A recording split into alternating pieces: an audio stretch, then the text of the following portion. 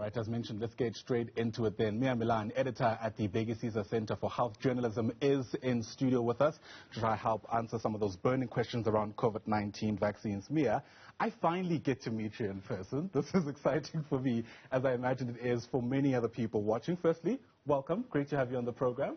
Thank you very much, Ayanda. All right, so let's jump straight into it, right? COVID-19 vaccines, top of mind for many people who've been watching at least this program for the past several months, it's safe to say. Let's begin perhaps by understanding the population of South Africans who've currently been fully inoculated. What's that looking like?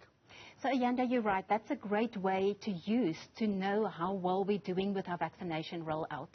So the part of the population to look at is adults, so people of 18 and older. And the reason for that is because those are the only people in South Africa who can get vaccinated against COVID. Because our COVID vaccinations are not registered for use by anyone below the age of 18. And if we look at the number of people or the proportion of people who have been vaccinated, we can see that 5.7% of South Africans, of adults, have been vaccinated. But the interesting thing is, if we look at the provinces, it's which province is doing the best? It's Limpopo. Yeah. And that is a traditionally under-resourced and rural province. And researchers say the reason they're doing so well is because Limpopo has been really great at using community leaders, people like church leaders and traditional leaders, to get people, to help them to register on the EVDS and also to convince them to get vaccinated. That's very interesting because we're actually looking at the proportion of adults vaccinated. In any other day, it's typically Gauteng and KwaZulu-Natal that have the most number of vaccines administered. You're giving us a different perspective today. Yes, so we're looking at the percentage of people in a province that has been vaccinated. So just because a province has high numbers doesn't mean that they're doing the best, because Gauteng has far more people than Limpopo or than Mpumalanga. So that is why it's a good way to use to look at the proportion of people being vaccinated. Without a doubt. Top of mind for people will also be our targets, right? We've had several, call it, problems along the way. How are we looking insofar as at least meeting the targets that we've always set for ourselves? So this has been the first week, Ayanda, that we have consistently managed to do more than 200,000 vaccinations per day.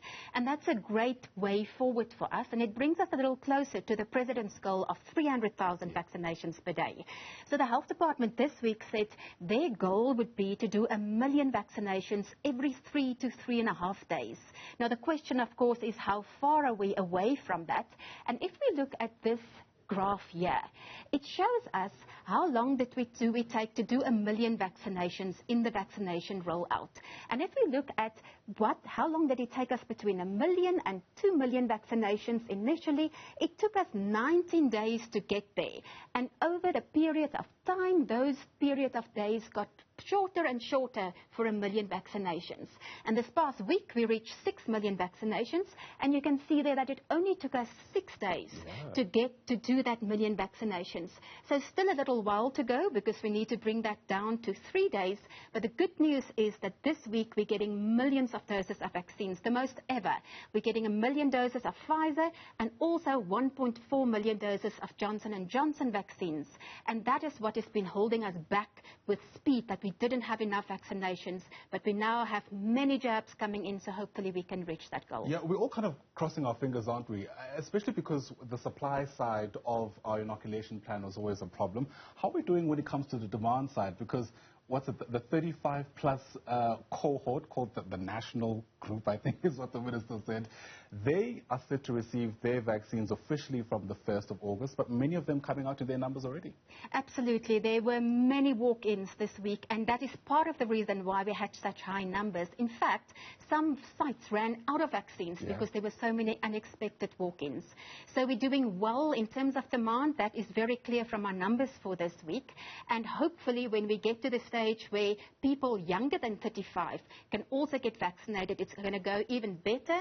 And the one thing that's good about opening it up for younger people is in other countries we've learned that the people who are older, 60 and plus, tend to be going more for vaccinations once you open it up for younger people, because kids take their parents with them and then get them there for vaccinations as well. Without a doubt. Sadly, even though the inoculation plan is underway, the virus is still spreading. Many people want to know, does this actually work? Luckily, we have evidence in other parts of the world suggesting that the impact of vaccinations can actually be seen. Yes, that's a great thing today, that countries that started to vaccinate way before South Africa, so for instance the United States and the United Kingdom, they've been vaccinating for 8 months now. So they have real life data, so not data that comes from a clinical trial, but that plays out as you vaccinate the people in the country. And from that, we're getting a great explanation of what COVID vaccines do for you. So we know that if you've been vaccinated against COVID, you can still get infected, especially with the Delta variant that is now dominant in our country, and that is by far the most transmissible variant that we know of. But what COVID vaccinations do for you is to change what happens after you've been infected. So it keeps people, for instance, people with comorbidities or people who are older, who would ordinarily have ended up in hospital or on a ventilator, it keeps them from falling seriously ill with COVID or from dying. And if we look at real-world data, for instance, on these tables or graphs, we can see that this table compares the United Kingdom's second wave and their third wave with each other. Now, the difference between the second and third wave is that in the second wave, not many people had been vaccinated, and in the third wave, a large proportion of people had been vaccinated. Now, on the right-hand side of this graph and the left-hand side, it shows you how many COVID cases there were, and on the right-hand side, it shows you the deaths. Wow. So look at the red one. There are many COVID cases, many deaths. Look at the grey one. There are still many COVID cases, but the deaths are virtually non-existent. Wow. So, in other words, as we have been told by the science, the COVID-19 vaccines, at the very least, are meant to prevent people from severe illness, possible hospitalizations, and death, as we can see. Absolutely, and a great comparison would be HIV. Right. Before we got antiretroviral drugs, HIV was a deadly disease and almost everyone who got it died. But when we got the drugs, it became a manageable disease. And that's essentially what COVID vaccines will do for us. It will make COVID a manageable disease, so the proportion of people who would have fallen seriously ill will now be dramatically reduced. It's not 100%, Right. It's a very high percentage, but it will still be a drastic reduction. Yeah, without a doubt. In fact, that's why we speak of breakthrough infections here in South Africa. So that's really just a snapshot of what the situation looks like insofar as perhaps how many other countries are faring with the administration of COVID-19 vaccines, and how perhaps we would fare if we're able to reach our own goals. Now, Mia is now on the round table with us because, Mia, of course, it doesn't stop there. There may still be many questions that people want answered, especially when it comes to how the vaccine actually reacts with our bodies. Yes, absolutely. And many people want to know, when is it that you can't get vaccinated against COVID?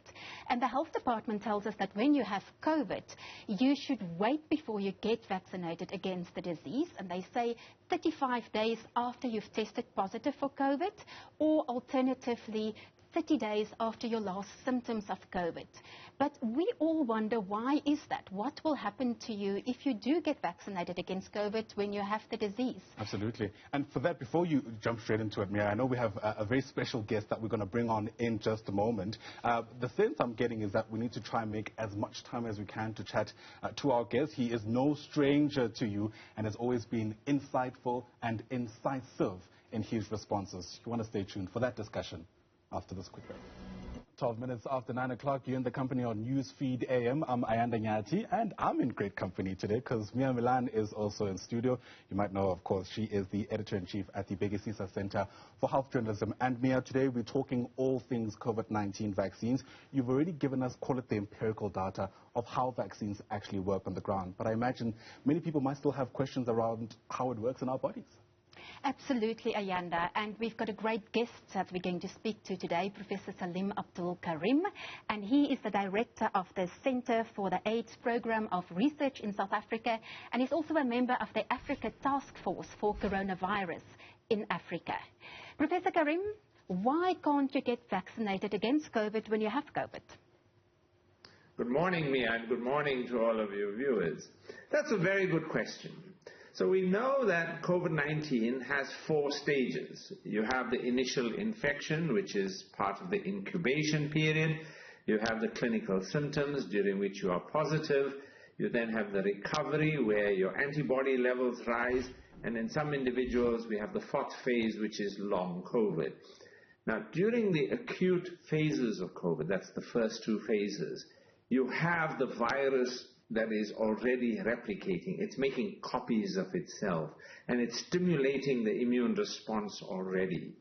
What you want to do is you want to avoid giving a vaccine during that time, because then you're giving the body two sets of signals. You're giving it the virus that's replicating as an immune signal to respond to, and you're giving it the vaccine. And so we strongly recommend that people who are testing positive for COVID and who are within a period after their first diagnosis, and generally 30 days is a good time for that. During that first 30 days after you're diagnosed with COVID, don't get vaccinated. But as soon as possible thereafter, please go and get vaccinated, because the vaccine is safe thereafter. Professor Karim, so what is the ideal period to wait before you get vaccinated? Is it 30, 35 days? So there's no hard and fast rule. Most countries have gone with 30 days because Public Health England was the first one that was trying to find an answer to that. And when they started vaccinating people 30 days and over after their acute infection, the patients did quite well. And so we now know from their empiric observation that it's quite safe to do that. There's no particular adverse reaction or something that's going to occur earlier. It's just that we don't want to confuse the immune system.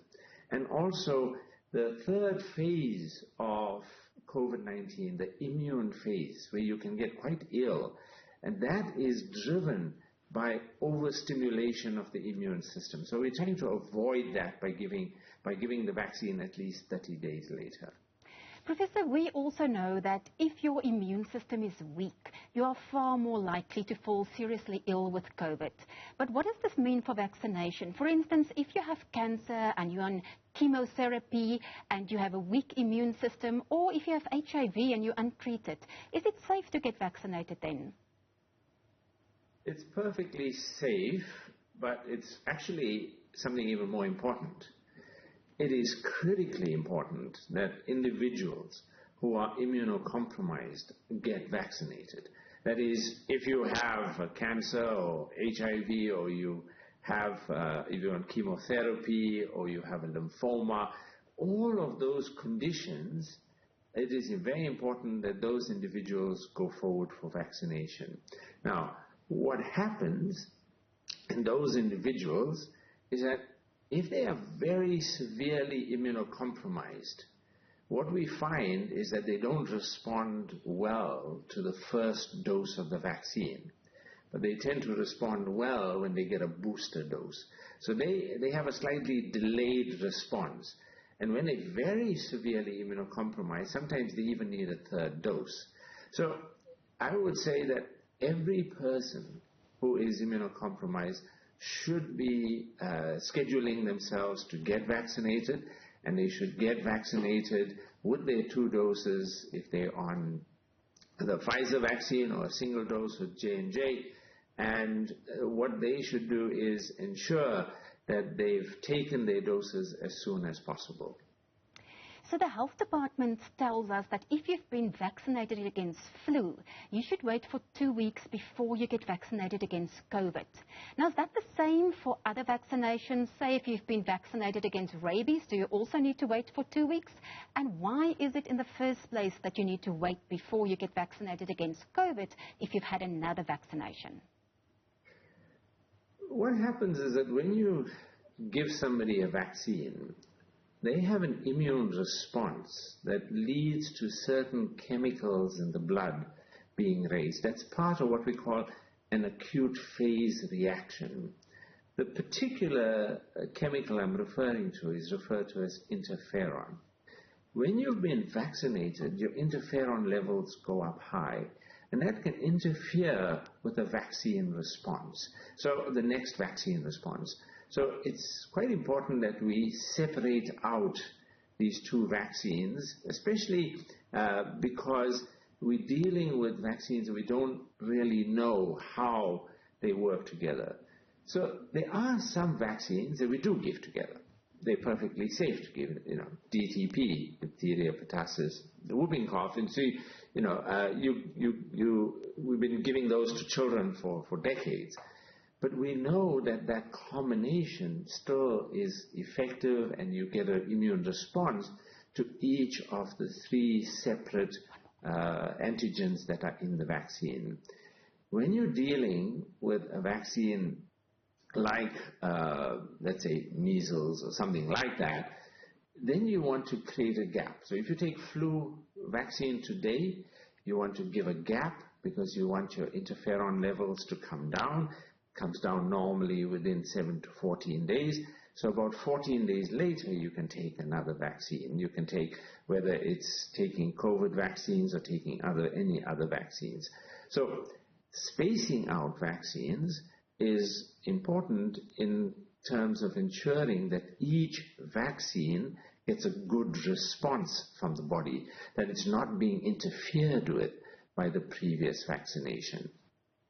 So, Professor, during the unrest in KwaZulu-Natal, there were people who got a bit concerned that they couldn't get to their appointments for their second Pfizer shot because the Pfizer shot requires you to take 2 shots.